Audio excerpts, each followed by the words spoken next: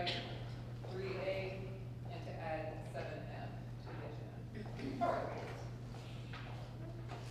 We usually start our school board meetings by having a hero, or 2 or 3 or 30, come and lead us in the pledge. And I am so excited that we have a bunch of heroes from Gravette Upper Elementary tonight who are coming to lead us in the pledge. Dr. Barrett shared with me that as of right now, we have 30 fifth graders with perfect attendance. Wow.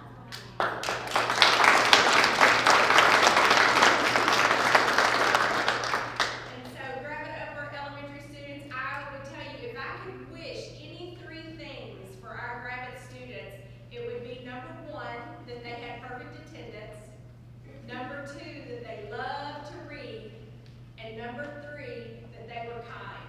Those would be my 3 wishes for every student. And I just thank you so much for coming to school every day and having perfect attendance. And since you are our superstars, if you will come up and stand on one of the yellow stars, once you get to one of the yellow stars, you'll be 6 feet apart. So if you're comfortable with that, you can pull your mask down, and then we'll let you lead us in our pledge tonight. So come on up and choose a star.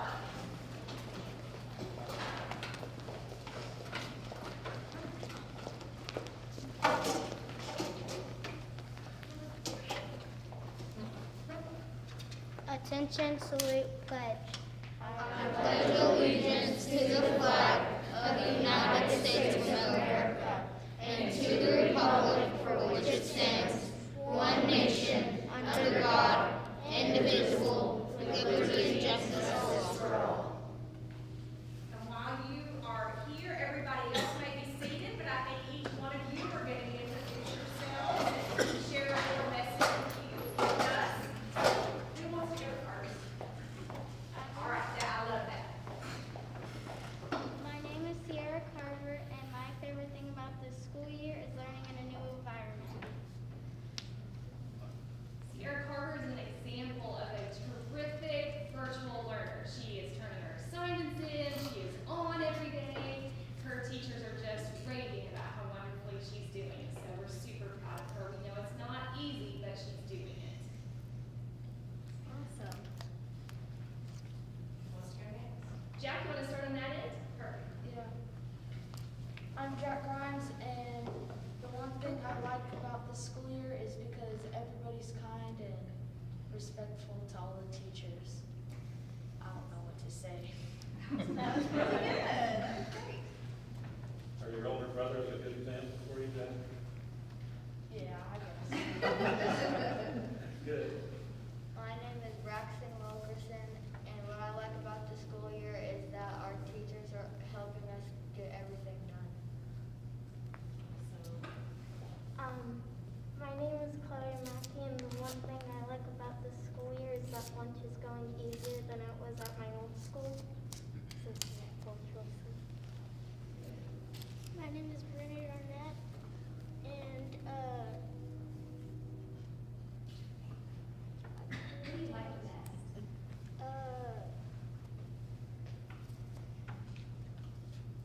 Braden's had his best year in our building yet, and is just growing so much. His scores are growing, his attitude about school is growing, and you can tell because he's been here every day, so we're super proud of him. So is your favorite thing about Gravette Upper Elementary your principal?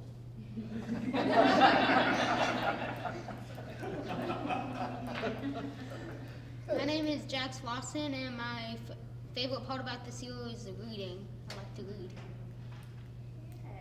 My name is Marley Miller, and my favorite part is getting to be with my friends. And family members who are here supporting your students tonight, I just want to say thank you as well, because we know that these kiddos wouldn't have perfect attendance if they didn't have family members helping make sure that they got up and they were ready and staying healthy. So we celebrate you all tonight too, because it's a big accomplishment for families, not just for these students. You guys are welcome to stay as long as you want to. You are also welcome to just exit right out the front door right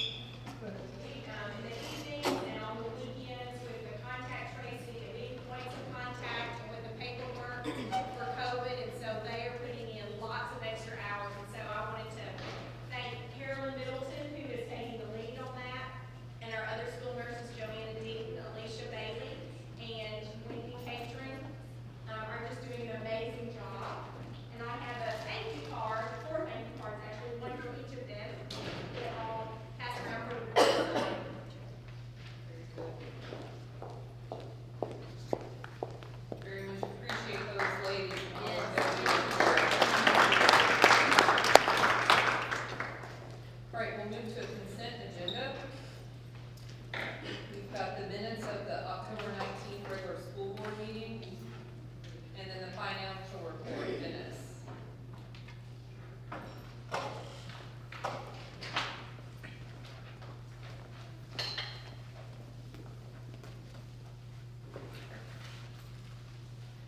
Okay, we are 1/3 of the way through the year, and we are reviewing fiscal period 4 for the month ended October 2020. Mr. Oliphant had a few questions on the revenue side, so I'll address those as we go down page 1 here. For October, we received a little over $1.2 million in property taxes, bringing us just shy of $2.5 million to date. After school tuition, I have highlighted in yellow, we received $2,540 in tuition that month. And the new item is the budgeted revenue amount for that. And estimated at around $10,000 in tuition there. On the row above, Mr. Oliphant pointed out the variance, current year percentage of 31% and the prior year of 64%. A lot of that is due to decreasing the revenue estimate on that tuition. You can see year to date we've received just shy of $8,500. If you were to extrapolate that out and multiply times 3, it gets you to $25,500 roughly, which is reasonably close to our estimate of $27,000. But of course, we knew it would be down this year. Moving down, we received $93,000 for the alternative learning environment. 2 rows before that, ESA, 22% this period versus 27% last year. Our number's a little higher this year. Ms. Sears had a carryover of around $120,000. So that's kind of diluting that current year number a little bit there. Debt service fund, $43,000. These were the residual amounts from the refinancing and interest on those funds. I would probably request a transfer prior to the end of November to sweep that for the bond payments that were made in November. We're required to take that $40,000 and apply it towards those payments. Right below that, Mr. Oliphant had another question, 21st Century Grant. That is on a reimbursement basis while we're operating the program. It's quite scaled back right now, so it's just been a trickle from what we've received in the prior year. Below that, So that, Dennis? Sir? So we probably won't get the full budgeted amount then? Mr. Oliphant, we never do. The first 2 years were the amount was $150,000. We've been successful in utilizing about $100,000 of that. The reason is they cap us at salaries and benefits for that current year's allocation at 70%. You know, that leaves you $30,000 to $50,000, and it's just very difficult to get the state to approve that kind of funding for enrichment. I mean, you can only buy so many, Surface Pros and things like that. With that being said, we've been aggressive in trying to utilize those funds and spend those when we can. Title I below that, 23% this period versus 38% in the same period prior year. It's more of a timing issue with that fund on those payments. Medicaid, $9,224 collected for the current month. 15% collection rate versus 0 last year. We had discussed there were some issues with that system, and Ms. Johnson's done a pretty good job getting all that sorted out, and so we expect those collections to keep coming in. RMAC before that is the Arkansas Administrative Claiming Program. Ms. Johnson's been successful in roughly doubling the participants with that. That's basically a random time study, and those that qualify to participate, I'm on the list, and they'll give me a random email at one time, and they say, what did you work on from 2:15 a day to 2:25? If it was Medicaid or something like that, then we would get a credit for that. But with her doubling the participant list, I'm hoping that these RMAC collections continue to increase. Title 2A, right below that, 0% versus 26%, that's also a timing difference. Total revenues for the period, 1.9 million, to date, 5.1 million. You guys have any questions on page 1? Okay. Page 2, our expenditures look in line with 33% through the year. The operating fund is right at 33%. Federal funds at 20%. Ms. Sears continues to do an excellent job with cost control there. Expenditures for the current month total 1.5 million, 6.1 million to date. Operating cost centers, a few of those were a little high last month. We talked about how those should smooth out. You can see that they have. Technology is a little bit high. I met with Daniel. He probably most likely has some expenditures in there that will qualify for CARES Act. So as we get that in and reallocate that, it should bring him in a lot as well. So, speaking of Daniel, is he here tonight? Okay, I'm just wondering, do we have any way to know, is Jody able to? She see is. everything? She texted me, she's on. Okay, 'cause I tried to join the meeting and it says it's waiting for somebody to let me in. Are we still? I'll double check. She indicated that she was here.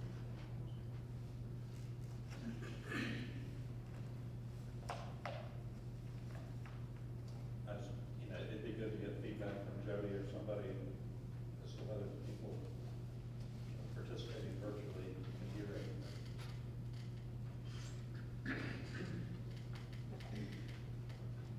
Utilities, 22%. That sounds great right now, but we know December, January is the colder month approach, so we'd expect that to probably creep up. But through October at 22%, I'd take that. Summary, without the bond construction activity, very bottom left, 1.6 million is our projected surplus for the year. We know that's mainly due to the bond refis. You guys just passed one that we executed. Going to vote on another one tonight. It could lower our bond outlay this year by another 150,000, 200,000, which would bring that number up. Question for you or Richard. I see Richard back there in the back. The, diesel and fuel is way under. Is that just timing, or in this crazy year, are we actually burning less diesel fuel? We're traveling less because of field trips and things like that. And the price is lower.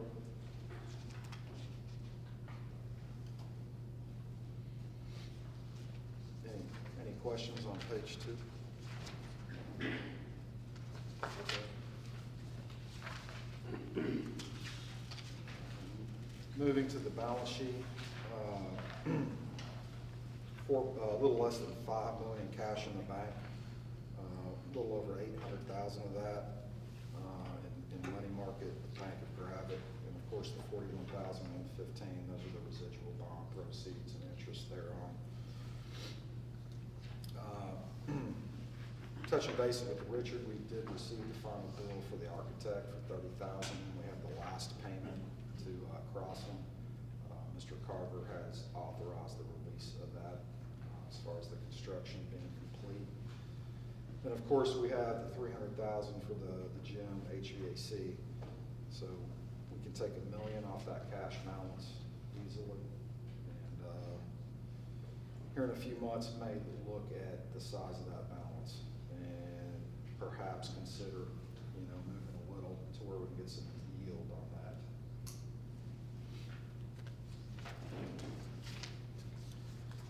I did want to note that we did get a COVID meals allocation for food service is $22,000. So next month, most likely, you're gonna see a new revenue fund on here, 6678. It'll be on here through the rest of the year, and hopefully that's it. We will reclassify, it's a reimbursement basis, so we are planning on reclassifying some expenses, and then we should get a wire for that 22,000. Every little bit helps.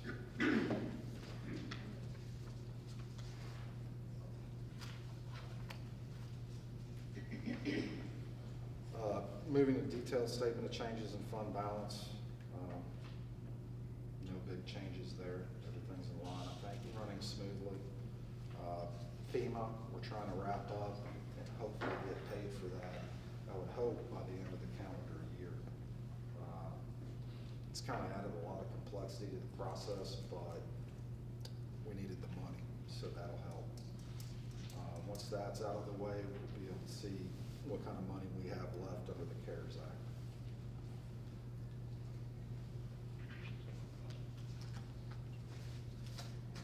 Questions for Dennis? Thank you, Dennis. Thanks, Dennis. Also on the consent agenda, we have a food service resignation. I meant to ask, because I can't read who the signature is. Heather is. Okay.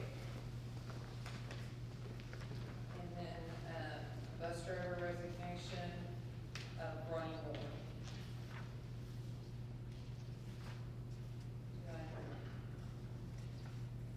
have a motion to accept the consent agenda? Is there a motion? So moved. Second? Second. Jay? Say both. Jen. Jen. All right. Any discussion? All those in favor say aye. Aye. Any opposed? Motion passed. 5-0. I'm assuming the motion, or the minutes reflect Tracy has joined us. Yes. Thank you. Now, is Jody voting? Jody is not in, right now, texting the video, trying to see what's going on. You can't vote virtual. Yeah, you can. All right. I thought we did. I was told we couldn't. The night I had to join virtual, I was told we couldn't. I thought that was part of the, current year policy exception. I thought what you said, Tim, but, Heather, I thought you clarified that. I don't know. That was part of the, Yeah, didn't I send that to you in Yeah. an email at one Yeah. point? yeah, It ought to be made an exception, but that's. I think it was. We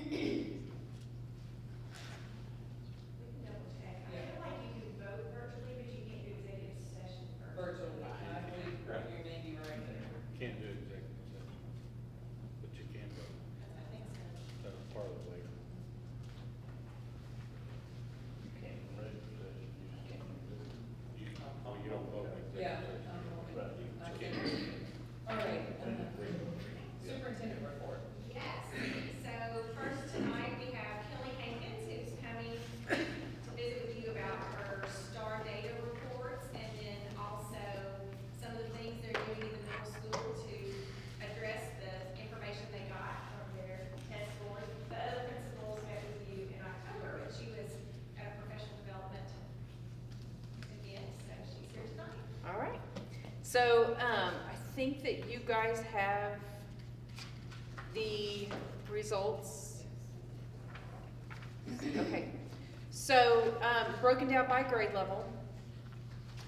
The reading is first. Obviously, there's work to do. In education, there's always work to do. We're never gonna get where we want to be. I will say that I was pleased because when we looked at the kids that were in red and a lot of the kids that were in yellow, they didn't come as a surprise to us. We had already identified, we're already providing supports to the majority of those students. So that always, even though you want there to be fewer red kids, as long as you know what we're after and you're already providing services, I felt like that was good. when it comes to the interventions that we are doing, we adjusted the master schedule this year, and we put in a daily RTI, building-wide RTI. Similar, I guess, to what Mandy does in upper on a normal year.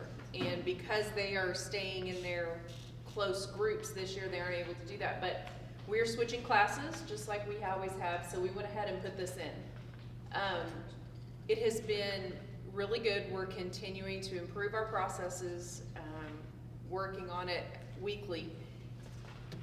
So those students, that is tier 2 intervention. So that is help on immediate standards. What we're working on in the classroom right now, if they're not getting it, they're getting it another time during RTI.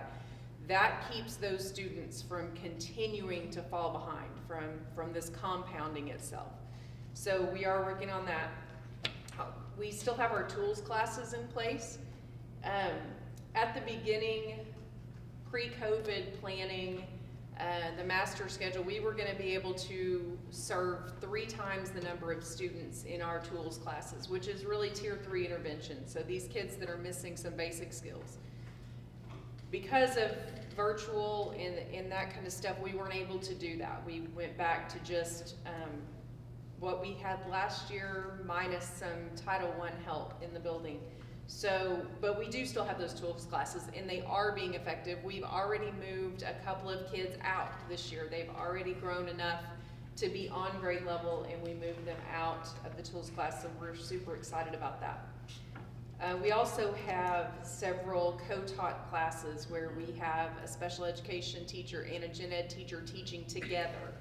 And so those kids get the support, get more support on that.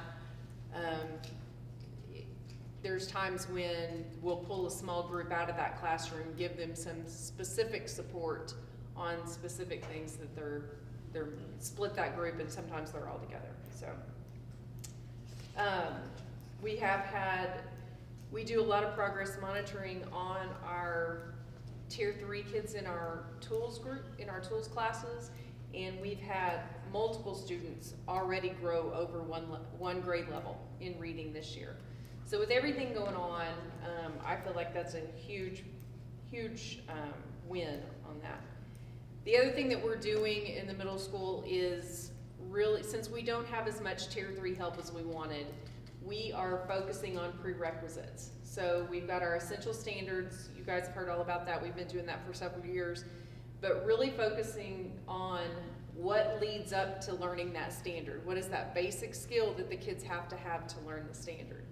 And so the teachers have worked to identify those in more depth and figure out how we can incorporate that in to the lesson to give those kids that need those prerequisite skills more support. So it's not necessarily pulling them out of the classroom, or they wouldn't be pulled out of the classroom, but put in another classroom to learn those things.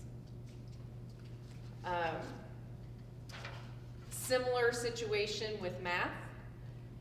Again, never happy. We're never where we want to be exactly, but our teachers continue to do great things. One of the biggest wins I think that we've had this year in math is we were able to get an online textbook so that all of our kids, whether they're virtual or on site, are looking at the same thing, and we're not making a million copies and that kind of thing. So that has been a huge benefit for our teachers. Same kind of interventions. We have our daily RTI sessions, our tools classes, our co-taught classes. As we start to get some of our virtual students back, I hope to be able to adjust the schedule to put in some more tier 3 help for those kids that really need it. That's about all I have. If you have any questions, I'll be happy to answer.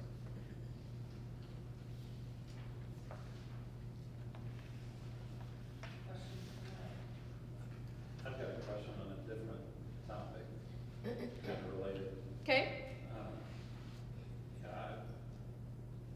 You had shared very well that some teachers from the middle school and or the high school might come tonight. And I would have been interested in hearing directly from them. I don't know that any of them decided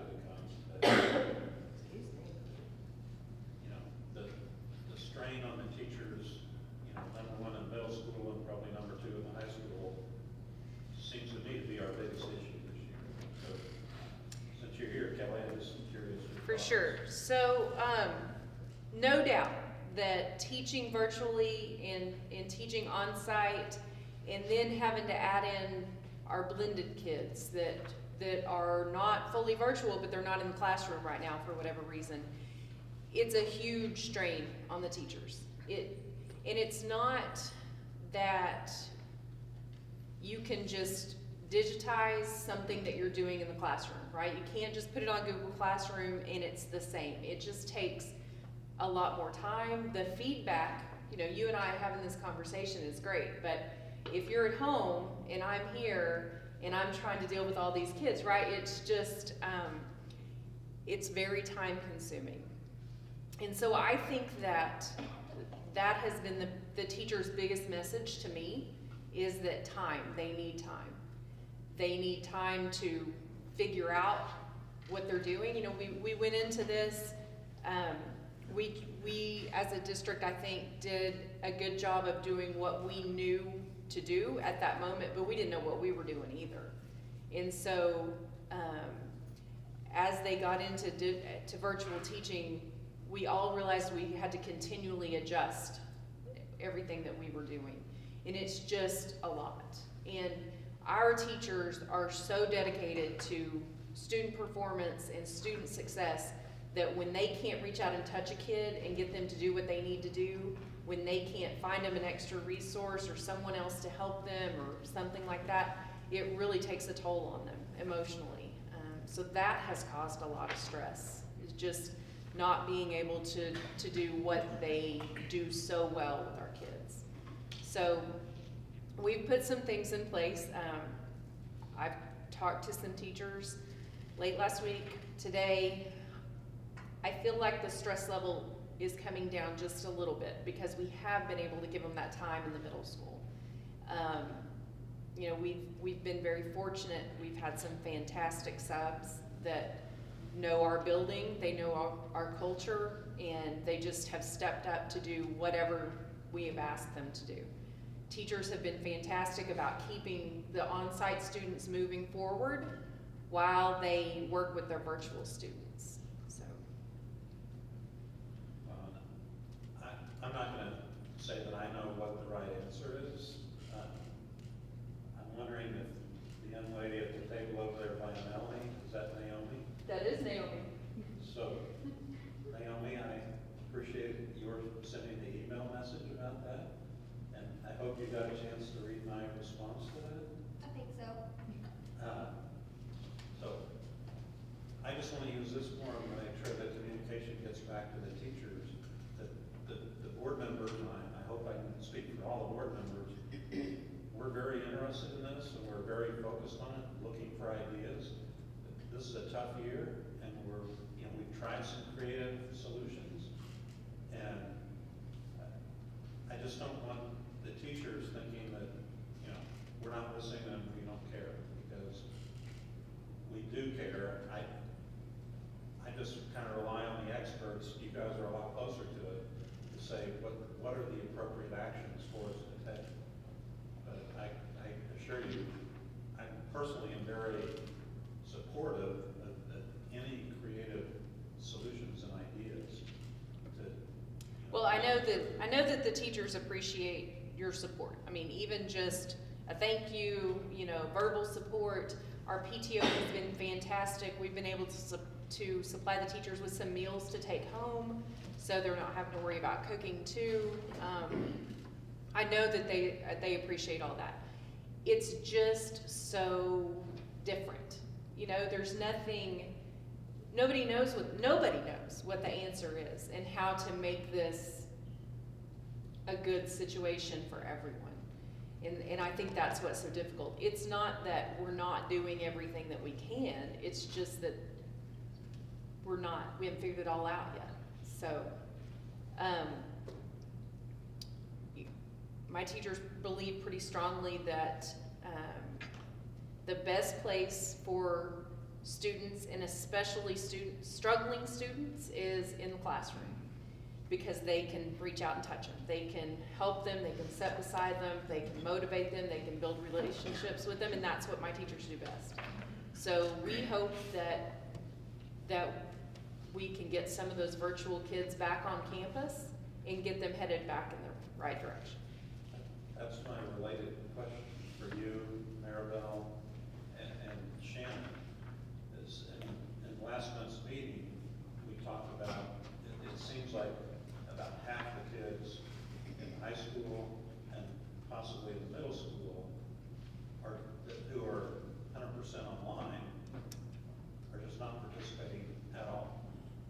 And Maribel, I think you clarified that we do have a policy in place that says if they're not succeeding, if they're, let's call it what it is, if they're failing miserably, the policy says that we can't ask them to come back on site.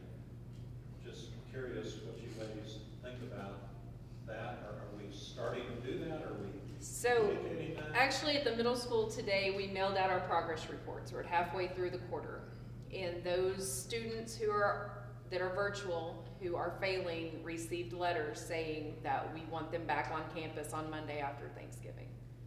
So, I'll follow up with those families later this week with a phone call, just to make sure there's no questions. But yeah, we sent that out in the mail today. So that's our hope, is to get them back on campus so we can help them. Well, I'm very interested in the responses to that, and I can understand how some families, if they have certain situations at home, because of health issues, that might not be the best alternative, Sure. but.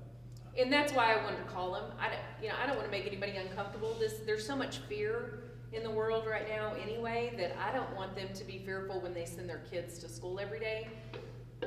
But the academic growth is in jeopardy. Like, their child is not performing, so And we have to I do just something. want to make sure that we're doing everything we can to make sure that both the students and the parents know that they're failing miserably. Okay, so somebody doesn't come up later and say, well, Right. I didn't know. Right. And that's one of the pieces that takes up so much time for our teachers, is that constant communication with those families. So. Is it about half of the kids who are 100% online? And we're down. I mean, we've got a lot of them back. Honestly, we push that pretty hard. They're not doing well. Why don't you bring them back and let us see if we can help them? And we have about 70 in the middle school right now, and it's under a third that aren't performing. So. What are some of you said you have some plans in place, and you said that you have good subs, but what else is in place besides those subs? So our teachers have an extra prep every day, so an extra class period that is dedicated to virtual instruction daily. So that's 43 minutes a day, every day. And then we recently put in 2 long-term sub positions. So we have 2 dedicated people in the building every day, and the teachers are able to sign up for a day whenever they need it. There's some that say they're comfortable now, and they've got a routine, and they don't want that time out of the classroom. They want to be with their kids. So the ones that do need it are able to sign up for it. It has worked really well so far. And then we also have a floater still that we can give some extra time here and there out of the classroom, in addition to those long-term spots. For the middle school or the high school, have we given much thought to sort of an additional ALE type environment? Or if they come back on campus, are they just going to be in the regular classrooms? So when my kids come back on campus, we look at where they're at. How much work are they missing? What are their grades? What do they need support in? I have 2 class periods that I've dedicated as study halls. I keep them very, very small. When the kids come back, if they're behind, we put them in there. As soon as they get caught up, we move them out. So nobody is in there that's just taking up space and just hanging out, you know, in a what we thought of as study hall when I was in school. So our ALE teacher actually teaches that or manages that for us. She's fantastic with digging into Google Classrooms and saying, you're missing this, this, and this is what you need to get done by the end of the day. So that part of it, I feel like we're able to support them pretty well. We've had some of our blended kids come back that couldn't keep up. You know, they didn't want to be virtual to begin with, and they have to go home for a while, and they couldn't keep up. So we put those in those classes, those kids in those classes temporarily when they come back. So that's been a good resource for us. Yeah. And at some point this evening, now or later, I'd appreciate an update from Shannon on that same topic. I just have a question, because you said 43, they get 43 extra minutes a day, every day. Where did we find that time? I mean, are we missing out on something that we need to help with? So we, because you guys gave me that extra certified position, the overflow position, Yeah. that has been a tremendous help. We were able to spread those classes out and give the virtual teachers an extra period.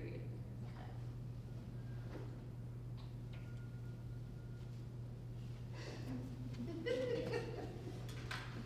at this last one, it's a shame.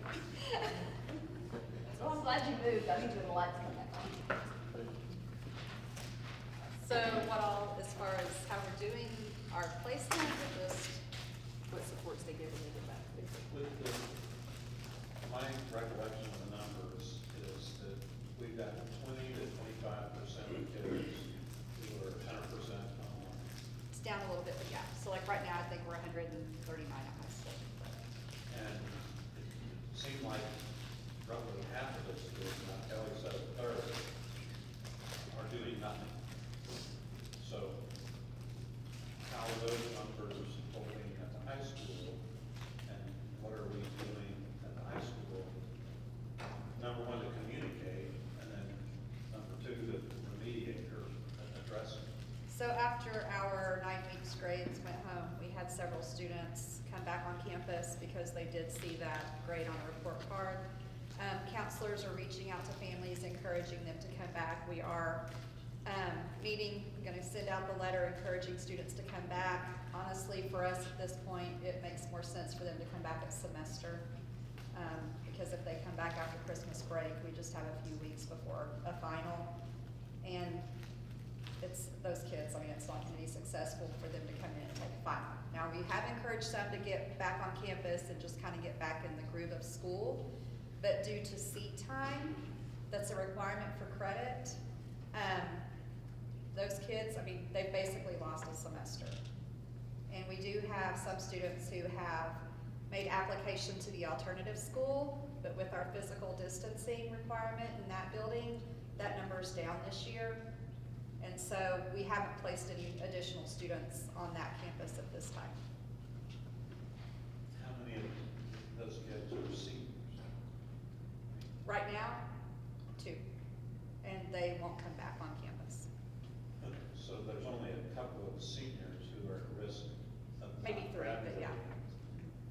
because they're 100% online and not participating. Yes. I would say 2 that basically have not participated, and then a couple who they know what grade they have to have at semester, or 9 weeks to pass for the semester. So the seniors aren't in as bad a shape as some of the underclassmen. Okay, so there's still a little hope for them. Yes, Summer or whatever, but they're gonna be digging out of a hole. yes. And they know they may have to come back for summer school, and they may or may not participate in graduation.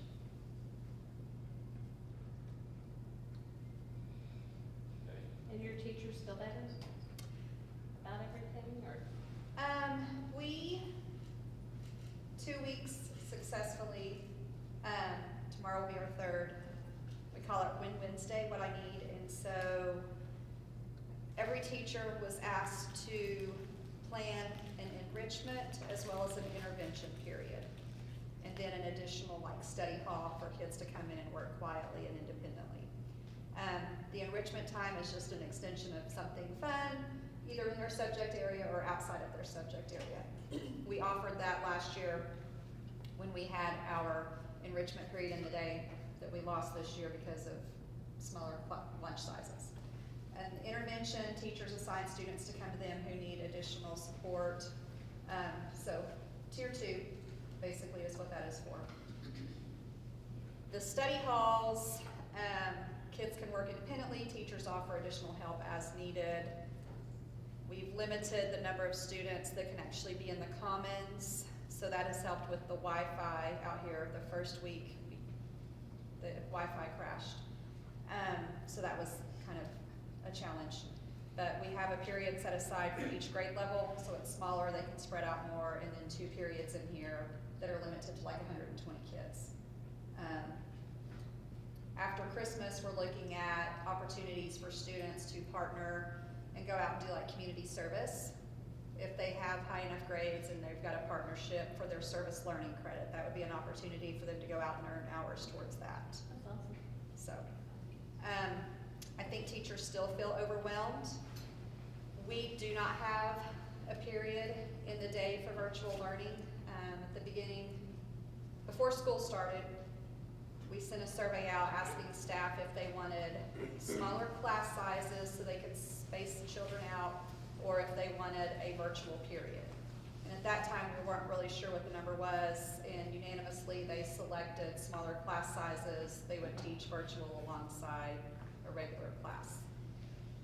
Some teachers, I mean, it's high school, you have like math teachers. I think every math teacher has at least 2 preps that they're planning for. Some have 3. Our career and tech ed teachers, I have one that teaches 4 different subjects virtually. So there's no way to give them a period. The Wednesday is helping, but they're still learning how to manage it and not eat all of their outside time. One last thing, that's Taos hiding behind that mask back there. It is. If it is, working very well. In your note to us this weekend, you said we've lost about half of our tech staff to quarantine. And so now we've finally got more Chromebooks in, because we've lost people to quarantine. It's a challenge to get them distributed. I think that problem, I think we went a long way toward solving that problem today. Is that accurate? They're supposed to deliver 70 to our building tomorrow, which will leave us about 50 still to come. We've been working hard on it. Is that because they just haven't come in yet, or because they're here but you have to do all that Yes. stuff? Mojo. Yes. They arrived, we've just been waiting to do all this stuff. They have to be enrolled into our domain before they can be issued, Gotcha. which is a time-consuming job, especially when you're down in numbers. Oh, yeah. That I have. But I was thinking, Taos, if we get out, some of the upperclassmen and women in high school that are tech-oriented, that they could maybe help with that imaging or whatever. They have to be, I mean, we may have a couple of students that have worked for the tech department that could do it, but they have to be administrator in the domain before they can fit in That's mobile such- devices. yeah, There's that's- only a handful of those. Yeah. The little I know about that, that is a mind-boggling thing. I can't. Well, just, if there's a bottleneck with that, or if we could maybe even ask people from the community. I mean, I would think we could get a couple of volunteers from the community, if it's just a short time bottleneck to get those. Since those employees are healthy, I believe, late at night when no one's around, they're getting some boxes and taking them home and trying to work on doing some of that from home.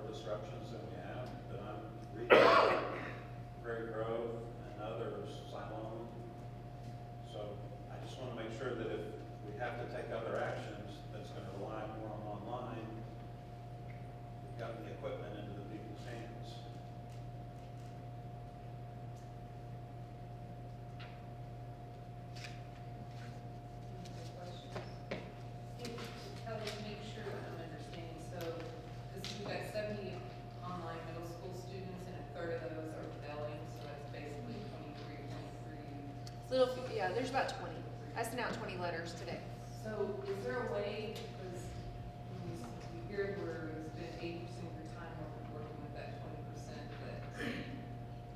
that we can take that off of the teachers and there's someone else that can follow up with them?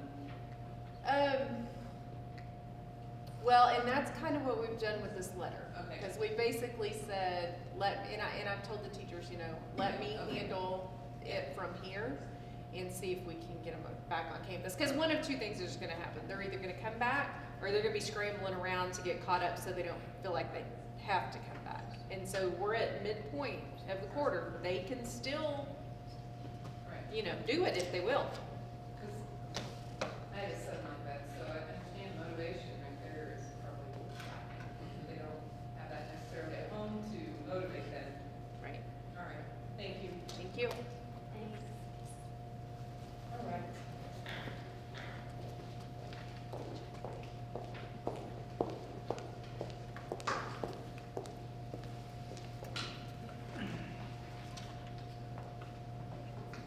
The next item on the agenda are the survey results from the How Are We Doing survey that we sent out recently.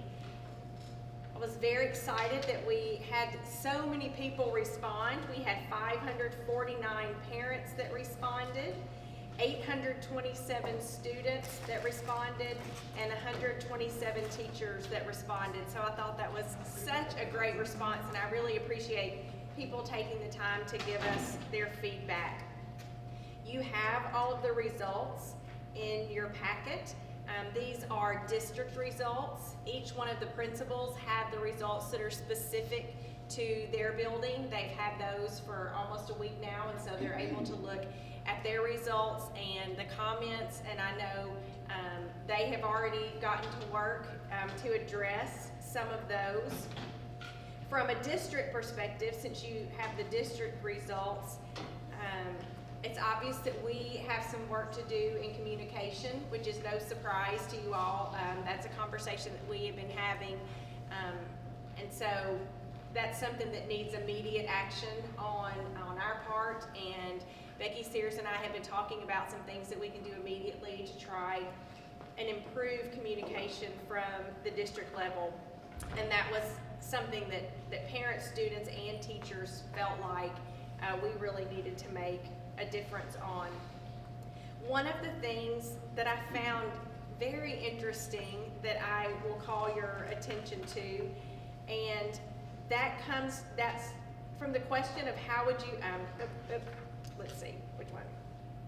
There it is. To what extent do the students at your school feel loved and cared for? And in the student response, you can see that 18.9% of students felt like that did not meet their expectations, whereas the same question for teachers, 98% of teachers felt like they met or exceeded. And so that was very interesting to me and something that the principals and I talked about. There's obviously something that we think we're providing that the students don't feel like they're getting. In most of the other surveys, I felt like the percentages were somewhat similar, but that was one where there was a real gap in perspective between the students and the teachers when it came to climate. Interestingly enough, the parents' percentages were closer to that of the teachers. So we definitely want to dig in and have some more conversations with students to see what is it that we're not doing. Did it break down per grade level? We did not break it down per grade level, just per school. Could you? We could. Because I'd be interested to see where the biggest majority We sure could. is from. Yeah. And the purpose of the survey really, this goes back, speaks to one of our district goals, and our district goals is to have, to exceed people's expectations. That's one of our goals when it comes to family and community engagement. And so we have this as a baseline data, And we're gonna work really, really hard in all of these areas to improve, and we're gonna give this survey again, I can't remember now if it's March or April, and bring those scores back to you. And so we want to see that in all of these areas, we have a higher percentage where we are exceeding people's expectations. And so, and when we do it again, we can definitely break it down by grade level instead of by school. Yes. Any preliminary hypotheses, or is it too early? Still too early. The schools just got their personal data last Thursday, so I know they've already started to dig in, because several of them have been emailing me about things that they've done and they're digging in. But I'm also setting up appointments, which each one of them individually, now that they've had a week to reflect and go through their data to see what they're thinking, what they're working on, if they've learned anything. Can you slice the data by online versus on-site? We can, yes. Make sure that House gets just as much love as the other principals. Absolutely. Thank Absolutely. Yes, we can do that. I mean, seriously, I am curious, because it's a totally different experience. I spend more than half my day on Zoom or Teams, and I don't necessarily enjoy it. So I can see how that, for kids who are 100% online, some of them may not like it, and may Right. not feel as plugged in. Right. Right. And the parents too, we can tell which responses came from online parents versus on-site parents. Yeah. I've seen a couple of those.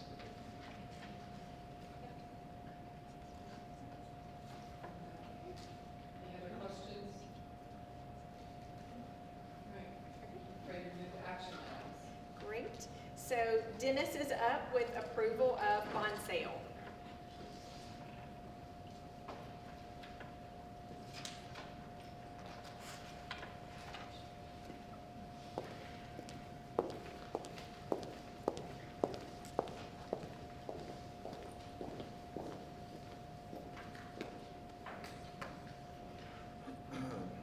So I passed out a handout to each of you earlier, debt service comparison. Mr. Beardsley is proposing the refinancing of our two remaining bond issue from years past. One would be the bond issue dated January 1, 2013. The second would be the bond issue dated January 1, 2013, Series B. If you look at the section at the bottom of the first page, about halfway in that section, you'll see net present value benefit. That's Mr. Beardsley's estimate as to the total savings of the refinance of that issue. In the case of the 2013 issue, that would be approximately $100,000. Flipping to page 2 for the 2013 Series B, that benefit is estimated at $175,000. If you look at the first column at the top of the page, find June 1, 2021, you can see the savings there would approximate $50,000 for this fiscal year. And moving to page 2, approximately $67,000. So close to $120,000 in savings this year, $175,000 over the life of those issues, if you were to approve those. And we're not changing the term or the maturity dates? No, sir, we can't do that without a vote. How much is the principal balance on these two? The first, one was like 1.8 million, the other one was, see, total principal and interest, about 1.5 million, about 1.8 on the second one. Oh, it's that first line? Yes, sir. Okay, sorry. So he's just running the net present value and taking the difference in the bond payments, and that gets you your savings column there.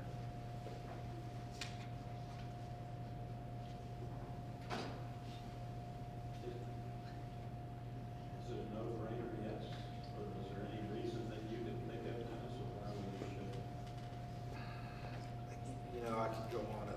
about that, but in my opinion, you strike when the iron's hot. You know, I have my own macro views about what I think's gonna happen, which I think is beyond this discussion in the future. They've been printing a lot of cheap money So, for years. what he's The saying rate's low. The rate's low and it's fixing to go up. Yeah. So you better make the deal now. I don't know when, but I'm expecting it. That's kind of what I think, Tracy. Now, in Europe, they actually have some places where there are negative interest rates, but I don't know that I see that happening in the US. My question is, how much this year are we gonna gain savings off of what we already did, total dollars? But his estimate of 117,000. Not off of these. The other one. Oh, the others? This year, 1.6 million. we're gonna save 1.6 this year. And bottom of page 1, the bottom left of the revenue, that 1.6 million I show without the bond construction activity. That's at a minimum, but we've got another 100 coming from the issue you just approved. This would tack another 100 onto it. How much is this? I mean, could we pay off this 1,477 with those savings? Well, you could. I'm just asking that question. The way my mind thinks is, we're getting 1.6 this year. Yeah, I'm not sure. There's usually a prohibition. You have to wait so long before you pay that off. Well, but we're not paying, we're paying this one off, the one we did refinance. Yeah, we could, but it would probably take us to the end of the year to get that. I understand. Right. But yeah, I don't see why not. I think, I'm not sure, but some of these we had to wait on the refi because the period had, commenced. Tracy, I mean, that's a worthy idea. I just get a little nervous because the world is so upside down these days. Yeah, so let's owe as less as we can. Well, but You might what if need we need it something in the else. short run as opposed to needing it in the long run? I mean, I agree with getting rid of all that future interest costs, but And that's fine, but like he said, we're not gonna be getting that money, it's gonna take a period of time to get that money, it'll take that year to get that money. Yeah, on these smaller issues, we'll realize it a little quicker, and I mean, it is almost. But if we December. refi, then we won't, our hands will be tied if we won't be able to pay this off. Cause there's gonna be a period where we won't be able to pay it off.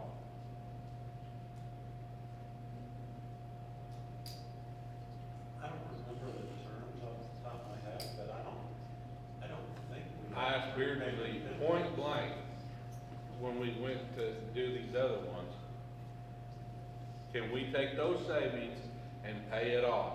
No, we couldn't. Is that the way, isn't that what he said? Yeah, the current 1.6. Yeah. Now, that was at that time, but I think that limit has run out if he's proposing a refi. I think Well- once you refi, you have to wait a certain period. Yeah, these you can pay off anytime you want now. The ones that we refi, we can't. You're There's- right, we gotta wait for We've gotta wait. 36 months Yeah. or something like that, so. Can you just ask Scott to give us the details on that? Oh, yes, sir, I can. Can you check? Just, I think it's a brief period of time, a relatively brief period of time, and after that, we could pay off the principal. And then what we want to do is pay the ones with the highest rates. So what is our payment on this? A month? It would be a fiscal year, so you see total, if you look at, So if looks you like pay- there's a small payment in December of 7,000 and then 62,000 on June 1. Another issue too, when I first got here, we primarily had bond payments due 2 months of the year. With these refis, they're now spread throughout the year, which is okay. I mean, I don't mind the extra work, but it's a little worrisome from a compliance compliance perspective, you know? You're always getting drained. You don't wanna miss a bond payment. Yeah. Now, people have in the past, so if they don't have that bond payment in hand 2 weeks before the due date, you're getting a call. But still, you know, so. I just wanted to throw that out there. My point with that is, maybe that's one extreme and this is another, but maybe there's something in the middle where we package some of that debt in the future and pay off part of it. Just a thought. So- Maybe it doesn't have to be one or the other. Right, so are you looking for approval to consider this or to execute it? This would necessitate a signature from the president and the secretary to begin the application. Okay, the application, if you guys were to sign tonight, Doesn't bind us to doing it. I can't answer that. I'm not sure. I would think not. I'll offer a But motion that, I'm guessing. that we initiate this process, you know, with Beardsley, subject to clarification of any prepayment penalties or restrictions.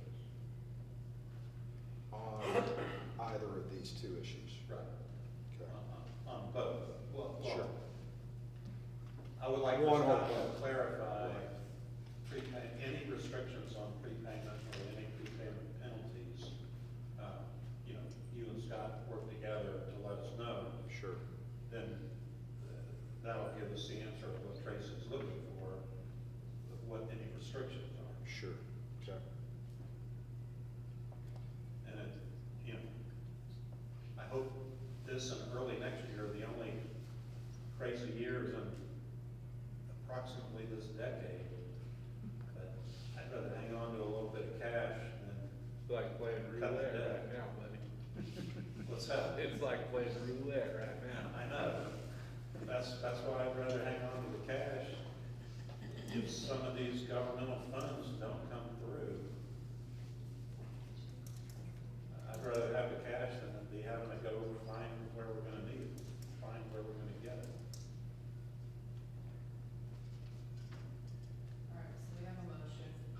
Go to second. Second. All right, so you need to clarify, because whenever we do bonds motions, they're very specific. Yeah, So I have a motion, but Tammy, get you the the original motion. motion that was recommended that we authorize the superintendent of schools to accept or reject the best bid, that's not the motion that's currently on the floor. No, this would be to approve the bond application. We actually have to Yeah. apply to the state to do the refinancing. To submit an application for a permit to issue bonds. Yeah, let me grab Yeah, that. with related documents for the 1.285 and the 1.530 in refunding bonds. And you have a, if we go with that, you have a Yeah, Yes. well, it's a, It's yeah, already- but, It is, oh, that's. so the motion though that's currently being made will not give authorization No. to the school, superintendent to accept or reject the bid. You're just making a motion to, application, yeah. Say to approve the motions as put forward by Beardsley and Associates with caveat that we. He's not saying that we're gonna authorize anything, correct? I don't remember seeing the words. Yeah. This is the submission of an application.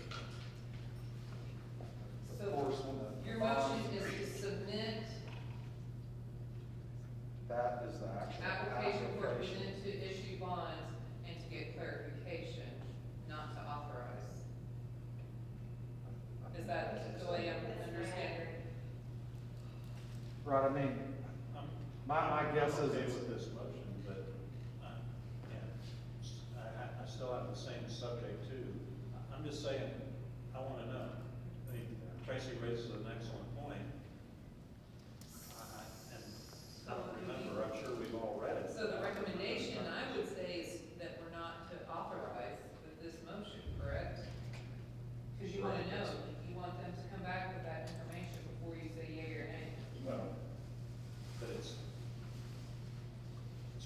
providing the authorization, if we learn something over the next week or two, all we have to do is tell Marilyn, no, reject it, we're gonna. Right, she could ultimately reject the bid on the morning of the sale. I just want clarification for the minutes, so I know what we're voting on.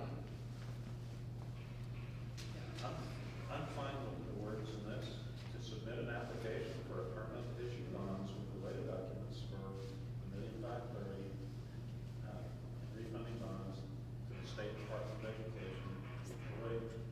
First Security Beardsley as fiscal agent and to authorize the superintendent of schools to accept or reject the best bid submitted in connection with the public sale of the proposed bonds in consultation with the fiscal agent, subject to First Security Beardsley clarifying any prepayment penalties or other restrictions on prepayment of principal.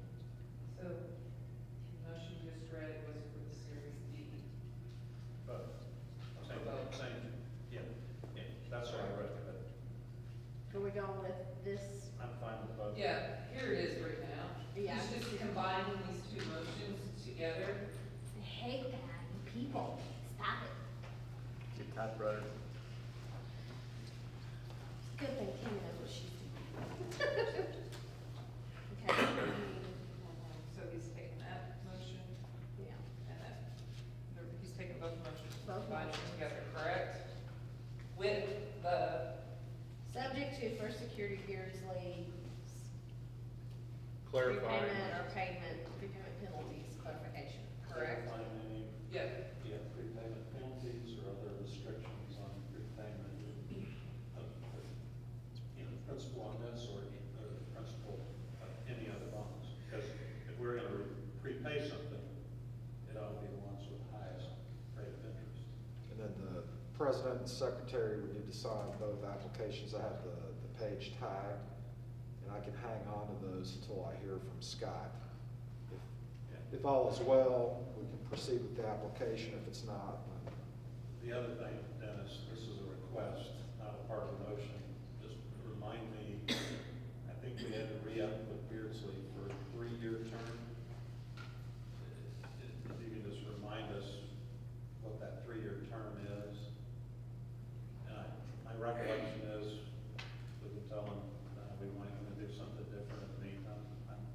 I think Scott does a good job, so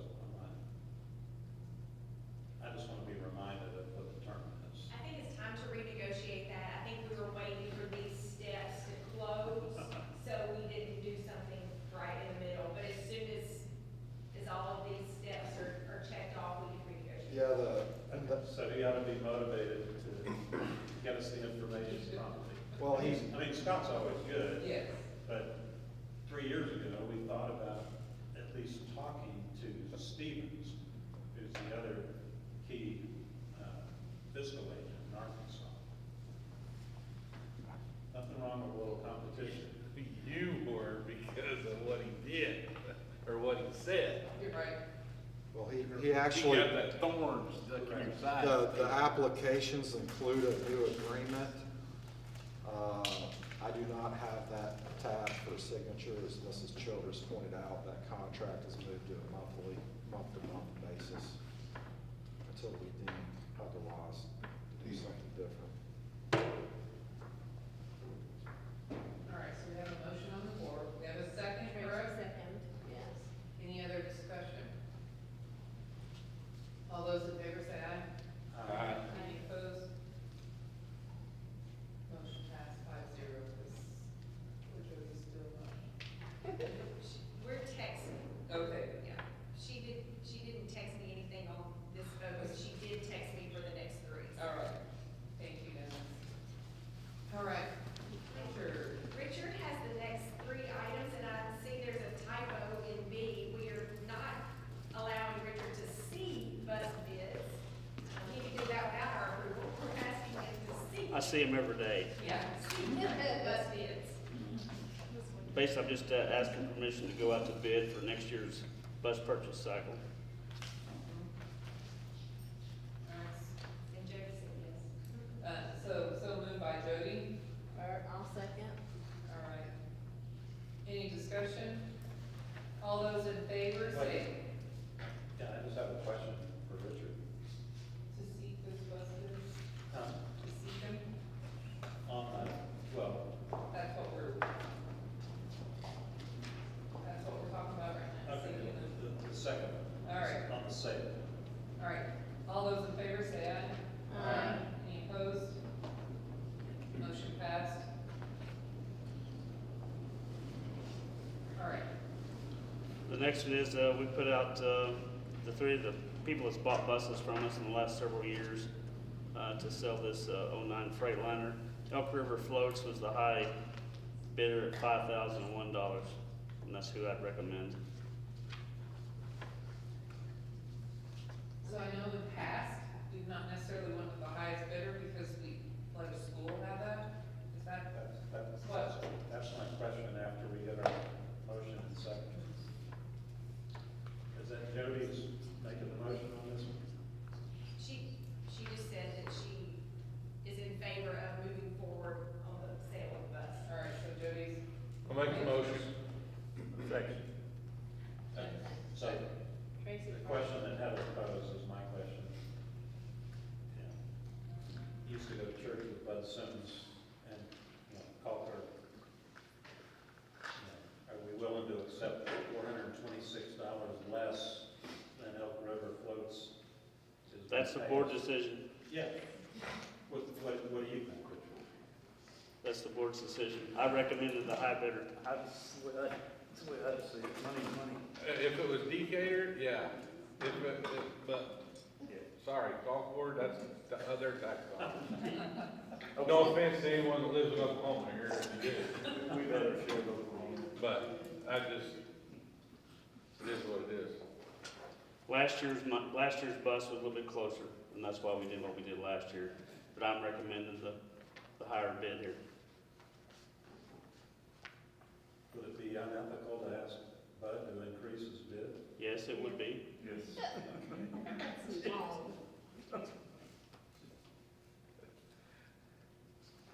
Any other further discussion? All right, then call for a vote. All those in favor say aye. Aye. Opposed? Well, Okay, motion passed I just hope we're never 4-1. That we need a bus from Concord. and nobody will take bid on us. Hey, we're Let's saying give her a $1,600,000, difference. there you go. What's that? We got $1,600,000, we can put that in. All right. Do you want to stay for the next one? Yep. Basically, I'm recommending we hire Christina Skaggs as a bus driver. She drove for us the last 2 years, but she decided to not start this year and is coming back, and her daily rate of pay would be $59.13. I thought her name sounded familiar. I motion. So moved. Second? Tim, second. Any discussion? All those in favor say, She's kin to you? No. That was my question. No, Okay. I don't know her from Adam. She's not You kidding. needed to remove yourself if she was. No, I'm sure she wouldn't want to be kin to me that I don't know the lady. all those in favor say aye. Aye. Any opposed? Motion passed. Thank you. Thank God. All right, Mirabelle. Was Tracy the second on that? Tim was. Oh, sorry, Tim. Okay. Okay, the next item on the agenda, we've actually been talking about for some time, and that's about providing a stipend to Lisa Sizemore and Lacey Haig for taking on extra responsibilities when we did not replace Jody Lester. When Jody retired, Kim Skaggs moved into that position, and Lisa and Lacey took on Kim's responsibilities. They split it, and it's been a lot of extra work and a lot of really detailed work, and I think they're doing a great job at it, but it's been more, and so just to show that we recognize that and appreciate that, I'm recommending a stipend. We decided to do that instead of a salary increase. We didn't want to add something to the salary schedule if perchance there would be a change in job roles and job responsibilities that at some point wouldn't require them to have all of those extra responsibilities. And we have one other compensation issue that got added to the agenda tonight. Correct, correct. So this will be looked at every year? Well, for right now, per semester, we would look at it again in the Okay. spring, yes. So this is just so. This is just for fall semester for the work they've done during the first half of this fiscal year. So basically though, if you come back, it'd be another 2,500 the second semester. It could be. So, If there are no I feel changes. strongly, but, I mean, as long as we have this and another compensation issue, I'd like to just do hopefully it'll be a brief executive session. Yeah, so, Is there anything else on the agenda other than these two items? 'Cause sometimes people. No, not that I'm we aware went of. into executive session for the purpose of discussing These two. these two. All right. And then to let everybody know that we don't expect to take any other action in case they want to hit the road.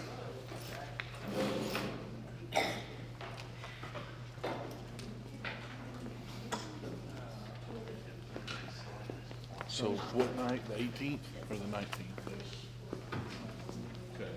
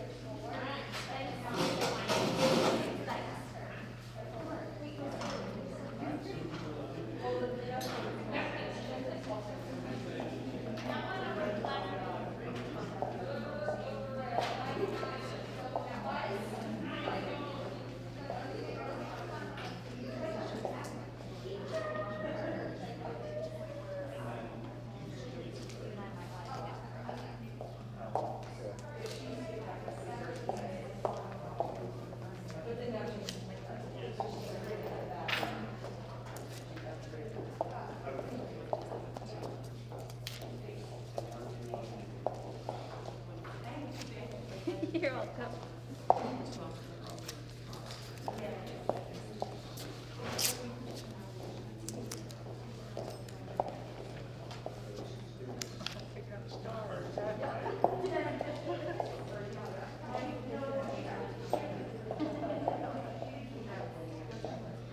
How's it been?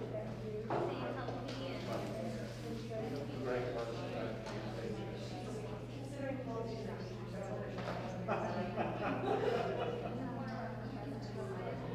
I was student captain president of the sixth grade. I ran for high school. President of my residential college. Nice university. Years of company executive program. Transition center.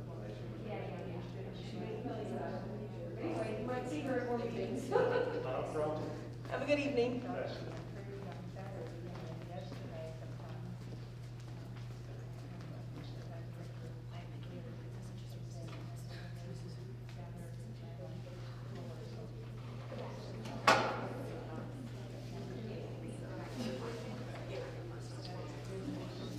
All they do is say adjournment and they're adjourned.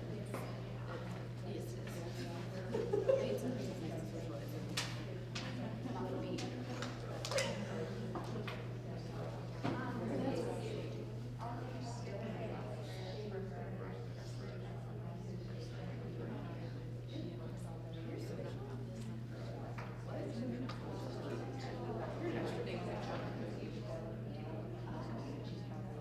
You're basically.